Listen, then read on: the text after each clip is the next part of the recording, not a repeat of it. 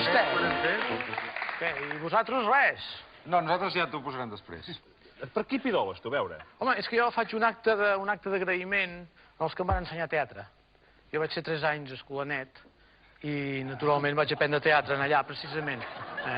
O sigui que... noia, que no en falti ni un. I de fet estic pidolant pel Teatre Nacional de Catalunya, que es veu que no té ni un duro. Els polítics no m'interessen per res. L'única cosa per la qual necessito els polítics, i això sí que és una cosa que és molt important per mi, és que jo voldria que em nomenessin bufón general del reino. I així com hi ha... Aquell que va amb els cascavells... Ah, això mateix. Així com hi ha el fiscal del reino, hi ha el bufón del reino. El que passa és que jo he preguntat i diuen que tenen un problema de protocol. No saben si posar-me entre el fiscal i el ministre de l'Interior o posar-me abans del ministre de l'Interior. I aquest és l'únic problema que no acabem de trobar.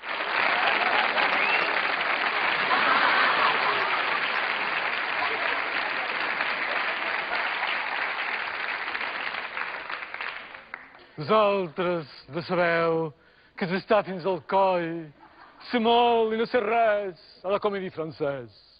Vosaltres no sabeu que esgrimpar un pujol i fer el gran descobriment i quedar-te per tu sol, la comèdia convergent. Soc l'artista homologat de la Generalitat.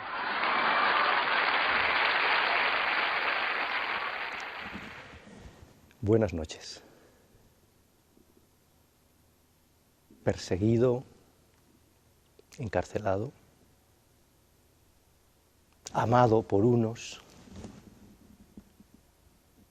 vituperado por otros. Albert Boadella, ahí lo tienen, con esa carita de niño bueno, pero con el arcabuz cargado y preparado siempre para disparar, con agudeza, con ingenio, desde la verdad, contra impostores y farsantes. No deja títere con cabeza. El bufón, el cómico, con seguridad más incómodo y más odiado por algunos y más temible de España.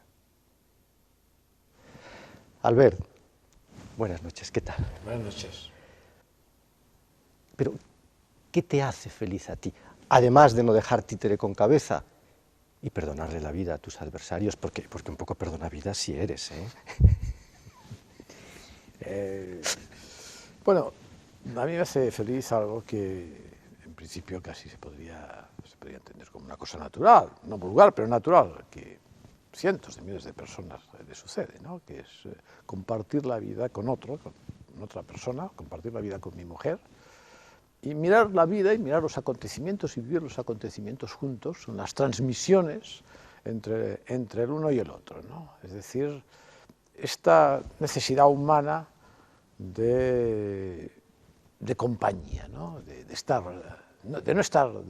no estar solo, uno está solo en muchos aspectos, esto es cierto, pero de compartir de una forma agradable, de una forma dulce, amorosa, la vida con otra persona. Y eso es lo que me gustaría casi hacer siempre. Lo que sucede es que tengo que hacer otras cosas. Tengo que ganarme la vida también. Fíjate que algo que yo siempre he admirado de ti, probablemente es lo que más he admirado, ha sido esa pasión y ese amor que tú tienes por tu mujer, por Dolors. Tus dos libros, bueno, tengo aquí el último, Diarios de un francotirador, ahora hablaremos, pero el anterior también, Cataluña. La protagonista es ella. Pues es que ella precisamente que no quiere ser nada protagonista en la vida, ¿no? Quizás es por eso, ¿no? Si me hubiera encontrado pues con una mujer que hubiera tenido pues en fin, una profesión de más exhibición pública o que hubiera tenido simplemente unas ínfulas protagonistas, pues bueno, ella misma se hubiera hecho la publicidad. Pero es todo lo contrario, ¿no? Es una mujer enormemente discreta, enormemente íntima, amante de la intimidad, Y me ha parecido una mujer tan extraordinaria, tan única en la vida, que he sentido la necesidad de contárselo a los demás, ¿no? En un sentido de decir, bueno, existen personas así, ¿no? Existen personas que viven para los demás, ¿no? Que, en fin, que se entregan a la vida de otro, y en este caso pues yo incluso he entregado mi propia vida, y que lo hacen con discreción y como decía, me parece que era el Evangelio, decía que lo que hace tu mano derecha no lo vea tu mano izquierda, ¿no? Es decir, sin ningún exhibicionismo. Esto que he dicho yo antes del arcabuz de Albert Boadella no es una ocurrencia mía, es Dolors la que le dice que está siempre con el arcabuz. Es ella la que se lo dice. Bueno, pues mira, en este libro último que has escrito, Diarios de un francotirador, que lleva un subtítulo, Mis desayunos con ella, y aquí en estos desayunos, muy al principio, hay una parte en la que hablas, claro, inevitablemente, del problema catalán. El apego tribal, pero fíjate, Albert, que yo creo que el delirio regional no es solo catalán, ¿eh? No es solo catalán, abarca más ya, es como una epidemia. Sí. Bueno, yo siempre digo que las colectividades humanas, ¿no? Que, en fin, que viven en conjunto, tienen la misma facilidad de enfermedad que las personas individuales, ¿no? Sobre todo enfermedades, hombre, también pueden ser enfermedades físicas, porque la gripe, si viviéramos aislados, no la tendríamos, ¿no? Pero hay una gran facilidad en lanzarse a ciertas patologías mentales, ¿no? En las colectividades. Y pues yo esto lo he visto, lo he vivido en una Cataluña pues sensata, con sentido común, muy prudente, la gente muy prudente, incluso poco avariciosa, nada despilfarradora, y después yo he visto todo lo contrario, todo lo contrario. Para mí es un paisaje irreconocible. ¿Cómo ha sucedido? Haber sucedido, en fin, porque podemos decir, porque los políticos o los dirigentes han instigado ciertas cosas, pero también por una facilidad de la propia persona en dar cabida a lo que llamaríamos los bajos sentimientos, ¿no? Que todos tenemos, todos sin duda alguna tenemos, ¿no? Porque la xenofobia, digamos, el odio a lo distinto, etcétera, todo eso forma parte, diríamos, también de nuestra estructura, ¿no? Lo que sucede es que hay algo que uno supera, ¿no? Siempre digo, los niños, casi podríamos decir que nacen fascistas. Los niños, cuando son pequeños, tienen una facilidad tremenda a lo que llamaríamos el fascismo. Y después la civilización, el conocimiento, los vuelve pues, personas civilizadas, todo lo contrario, ¿no? Bueno, pues eso sucede a veces en las colectividades humanas, unas derivas, sino cómo justificaríamos el nazismo, por ejemplo, ¿no? En un pueblo tan culto y tan civilizado como Alemania, ¿no? Tanto hay que pensar en que hay que vigilar las patologías, ese tipo de patologías. Estas patologías, tú fuiste anticipativo.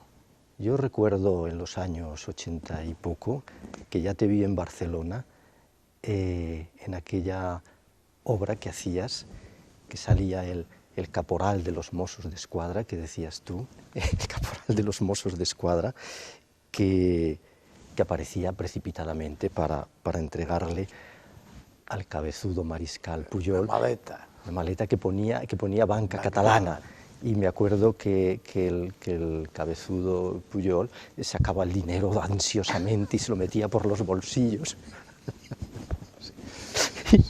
Y yo cuando lo vi pensé, oye, este hombre, ¿dónde está metiendo?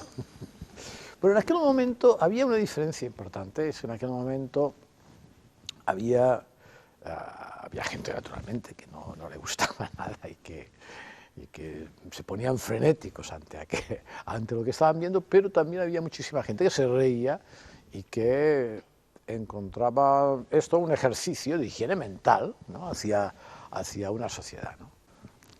Ya te lo había advertido Josep Pla, acuérdate que te dijo, boadella, no te metas. Un poco de sensatez. Sí, yo recuerdo en una comida con él que decía, con aquellos gestos que hacía, no sois insensato, no sigui insensat, me decía en catalán, soy insensat, no. Boadella, me decía, Boadella, vigila, porque este es un país de cobardes. Esta era la opinión profunda de Josep Pla. Quiero decir, vigila porque te saldrán enanos por todas partes, ¿no? Y este odio, pero si no hay nada más español que un catalán, esto lo has dicho tú, ¿verdad? No hay nada más español que un catalán. ¿A qué viene todo esto? Esto se ha conseguido con mucha facilidad, induciendo siempre al enemigo externo, pero también con mucha habilidad a través de la educación. Es decir, dos generaciones de catalanes han sido educadas, pero a través me refiero de los institutos, casi diría de los parvularios, los dibujos, en todo, había siempre este mensaje de que hay un enemigo externo, un enemigo que no es el que no ha posibilitado a Cataluña de ser este gran país que se llama España, sin admitir que nosotros somos España, ¿no? Y de qué manera, ¿no? Y eso ha funcionado, ha calado de tal forma en la cual pues unas generaciones han quedado contaminadas por esa idea desde muy jóvenes. Y eso es de muy difícil recuperación, porque ¿cómo recuperar la trama de afectos que tiene que unir el conjunto, diríamos, de una nación para convivir, en fin, con diferencias, pero para convivir aceptablemente bien? Eso es muy difícil de conseguir, ¿no? Oye, Albert, nos vas a recordar tú aquel episodio, que, bueno, muchas espectadoras y telespectadores lo conocerán, pero otros no, cuando se te juzga en Consejo de Guerra y te escapas disfrazado de ¿qué es? De médico, aquella peripecia, y te largas a Francia. Esto, cuéntanos cómo fue aquello, cuéntanoslo. Pues era simplemente primero, cuando yo estaba en la cárcel por la obra de teatro, por La Torna, pues pensé que, en fin, que como me pedían 6 años de cárcel, era cuestión de salir por alguna parte, ¿no? Y lo primero que hice fue simular una enfermedad. Simular una enfermedad que tuviera pocas posibilidades de comprobación, ¿no? Entonces, a través de un forense, de mi abogado, de un forense, me dijeron, hombre, que simule una gastritis, pero este tipo de gastritis que llega a hacer una llaga al estómago, que es una llaga que vomita sangre, ¿no? Entonces, mi mujer me pasaba su propia sangre, diríamos, con un anticoagulante, a través del locutorio de abogados, unas botellitas así, que yo me tomaba, y que delante de los funcionarios, después me provocaba un vómito delante de ellos, ¿no? Claro, eso todo tuve que hacer 2 veces porque es una cosa realmente espectacular, ¿no? Todo el mundo cogiéndome allí y tal, y me trasladaron al hospital. Porque desde la cárcel era muy difícil la fuga, y pensé desde el hospital será más fácil. Cuando me iban a hacer el consejo de guerra, el día anterior, mi mujer trajo el vestuario, enseñó a los policías, el vestuario para ellos, yo tenía pijama solamente, y debajo estaba pues una peluca, un bigote, los distintivos de médico, la bata, etcétera, etcétera, que ya había conseguido. Yo pedí permiso para ir al servicio, afeitarme y tal y cual, y cogí, digamos, la bolsa, me disfracé de médico, tal cual, salí por la ventana, pasé por la cornisa, conseguí que había una habitación que tenía el servicio, la ventana del servicio abierta, entré por ahí, salí. Claro, salí de un servicio por el que no había entrado nadie, y claro, yo temía que los enfermos empezaran a gritar, pero rápidamente les dije, un instante, ahora vengo enseguida para visitarles. Pasé por delante de los policías que estaban en el vestíbulo, que no me conocieron, moreno, yo era rubio entonces, una peluca morena y tal, y debajo me esperaba un coche, y salí. ¿Y saliste para Francia? No, imposible, porque enseguida a los 20 minutos cerraron todas las salidas de Barcelona, había controles, y tenía un piso y tardé un mes en salir a Francia y que me hicieran un carnet de identidad. Un piso franco. ¿Eh? Un piso franco. Un piso franco, sí. Me tuvieron que hacer un carnet de identidad francés, además yo había estudiado en Francia, hablo francés, pues como los franceses, pues en fin, daba el pego perfectamente si me interrogaban. Este es un episodio teatral, yo me lo monté como una obra de teatro. Cuando estás en estas circunstancias no piensas en los riesgos, ¿no? Es evidente que ellos tenían orden de disparar cuando alguien se escapaba, ¿no? Decían disparar a las piernas, pero claro, con los nervios no sabes nunca dónde pueden disparar, ¿no? Pero cuando uno está preso, por lo menos en mi caso, es como un animal enjaulado y solo piensas en la salida a pesar de los riesgos, ¿no? Y después, fíjate que llega la democracia, viene la libertad, por lo menos la libertad por decreto, en fin, la libertad legislada, como acostumbras a decir tú, que no siempre tiene que ver con la verdadera libertad. Viene la libertad y te tienes que exiliar otra vez. Sí, esto es una cosa curiosa. Tengo que ir a ver los toros a Nimes, como cuando íbamos a Perpiñán a ver las películas prohibidas, y tengo que venirme a trabajar a Madrid, en fin, donde descubre de todas formas una ciudad maravillosa. Ya la conocía, pero cuando uno la vive, una ciudad abierta, en fin, sin etnias, sin nadie que reivindique etnias, ¿no? Una ciudad agradable, donde la gente por la calle, pues en vez de decirme facha, como sucede allí, pues en fin, a veces me felicitan por este teatro, por estas cosas agradables que tiene la vida, ¿no? Ahora que dices esto de que te insultan, te llaman facha, pero le han dicho cosas peores, se las voy a recordar ahora, se las voy a recordar. Si tuviera que escoger entre salvar la vida de un animal o de un ser humano, empezaría por el segundo, dice Remigi Casas, decía en el periódico de Cataluña. Únicamente tendría dudas en alterar el orden prioritario si el ser humano fuera Boadella. Es tremendo esto. Esto es una cosa... Esto es una patología ya. Pero hay alguna otra por aquí, por ejemplo, miserable puerco. ¿Esto quién fue? ¿El diario de...? Es el diario de Tarragona. El diario de Tarragona, efectivamente. Sí, el diario de Tarragona, sí. Miserable puerco. Sí, así directamente, ¿no? En fin, yo recuerdo de todas formas que llamé al director y dije, esto... pues los directores de los periódicos, cuando hay estas cosas, nunca leen el periódico. No lo había leído. No había leído. Hace no mucho te escuché una reflexión. Decías que España era un país en proceso de destrucción. ¿Tú crees que esto es así, Albert? Sí, yo creo que la conciencia, digamos, común, esta conciencia, en fin, digamos, que tiene cualquier nación, ¿no? Que pueden tener los franceses o los ingleses o los italianos, en fin, por encima de todas las diferencias que podamos tener, esa conciencia en España se ha perdido, ¿no? Se ha perdido. Es un proceso de descomposición en muchos terrenos, ¿no?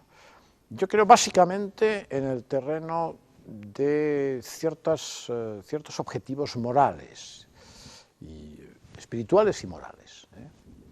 No quiero decirlo estrictamente en el sentido religioso, ¿no? Yo creo que, en fin, sí que ha habido un intento de destrucción de una tradición, de una historia. Hay una historia de 2000 años que se llama, pues, la cultura cristiana, que aunque uno sea ateo, pertenece a la cultura cristiana, o sea, porque eso no se puede quitar por decreto, ¿no? Y ha habido un intento, diríamos, de destrucción de toda esa tradición, de toda esa cultura. Yo no digo que las cosas tengan que evolucionar, pero hay muchos sectores en España, muchos sectores, ¿no?, que discuten estas cosas, ¿no?, y que se enfrentan a cosas que forman parte de nosotros y de los entendimientos colectivos que tenemos. Este es el núcleo esencial del problema, creo yo, ¿no? Y nadie defiende España en un sentido, en fin, de entendimiento de una familia que ha tenido, pues, unos artistas maravillosos, unos filósofos maravillosos, unos desastres a veces colectivos también que hemos tenido que compartir entre todos, mucha sangre, que nos hemos peleado, pero que esto ha generado pues, unos valores, ¿no? Y esos valores pues, no están en boga, ¿no? Y eso es el núcleo más destructivo, ¿no? Por eso pues, Cataluña, País Vasco, y un día pues, será a lo mejor La Rioja, pues tienden a descomponer, ¿no? Porque cuando el colectivo general está con dificultades, pues aparecen los traidores, a ver si revientan por fin el Estado, ¿no? Los toros. Yo te tengo que decir que a veces eres muy provocador, porque eso, por ejemplo, que dices, de que los toros una corrida de toros es un acto poético. Hombre, un acto poético. ¿Tú crees que eso es sí? Un torero, con lo mínimo que es un trapo, un trozo de trapo rojo, consigue lo máximo que es parar, templar, digamos, como se dice, a una fiera de media tonelada que está dispuesta a matarlo en todo momento, y consigue con ello reducir esa potencia, aprovechar la potencia y emocionarte por lo que hace, ¿no? Por la belleza, por la habilidad, por la inteligencia, por la sensibilidad de lo que hace, ¿no? Claro, esto es un acto poético, es con lo mínimo, lo máximo, ¿no? Es como el escultor que, en fin, con un trozo de mármol, pues aparece una Venus, ¿no? Simplemente con una escarpa y un martillo, sin grandes aparatos, ¿no? Ese es el principio poético. Los toros tienen este principio poético. Y otra cosa muy importante es que es un acto didáctico y moral, puesto que todas las esencias de lo que sucede en la vida, el miedo, la muerte, el dolor, la astucia, la inteligencia, el buen gusto, el mal gusto, todo lo esencial de la vida está presente, y está presente en forma real, no como en el teatro, donde la sangre es ketchup, sino que allí la sangre es de verdad. ¿Tú estás persuadido de que nada les gustaría más a los catalanes que ver aparecer un tanque por Lleida, el morro de un tanque, ¿verdad? Esto sería, cuando a veces la gente se calienta. Orgasmo nacional, sin duda, ¿no? O sea, lo que ellos les gustaría es, en fin, que esta agresión que ellos han contado constantemente y que no se ve por ningún lado, apareciera de una forma material, ¿no? En ese sentido diríamos que hay una parte de la política española actual que en este sentido es sensata, ¿no? Es decir, que no recoge el guante, ¿no? No recoge el guante que ellos están lanzando a diario, no recoge el guante, sino que templa gaitas, nunca tan bien dicho, en relación al protagonista de las gaitas, ¿no? Y eso hasta aquí está bien. Lo que yo creo es que también sería necesario, pues, en fin, como en la naturaleza, enseñar los dientes, ¿no? Enseñarlos simplemente como ciertos animales que avisan, ¿no? ¿Tú crees que habría que enseñar los dientes? Yo creo que sí, yo creo que habría que avisar, aunque después el mordisco no se produjera ni se pueda producir. En la Europa actual no hay posibilidades, diríamos, de ninguna presión, pero sí que hay cosas que la aplicación de la ley no estaría de más, ¿no? El que yo tenga, pues no sé, un ayuntamiento, ahora el mío no tiene, pero el ayuntamiento del pueblo de al lado, pues tiene la bandera esta, yo le llamo la cubana, porque es la estelada, que llaman con la estrella y tal, una bandera absolutamente ilegal, que nada tiene que ver con la bandera catalana, además, ¿no? Y que eso tenga un ayuntamiento, digamos, de la España democrática, pues tiene que haber, pues, obviamente, un edicto en el cual no le permita, y si no son las buenas, son las malas en el sentido de que queda destituido el alcalde. Es decir, que... Y eso, aunque fuera por pequeñas cosas, habría que ejemplarizar en la forma de que si no se cumple la ley hay unas consecuencias, y que de momento ellos están dentro de España, y en España existen unas leyes y existe una Constitución, y quien no las cumple, pues diríamos, pasa por el mismo rasero que el resto de los españoles. Dice Albert Boadella, que es un hombre de teatro, que el suyo es un oficio de putas, de cabrones y de maricones. Pero lo grande de ese oficio es que esas putas hacen De vírgenes, los cabrones de héroes y los maricones de Don Juan. Bueno, pues que nos tenemos que marchar, pero claro, no todos los días tenemos a Albert Boadella en Palabras a Medianoche. Un gran pecador, un gran pecador.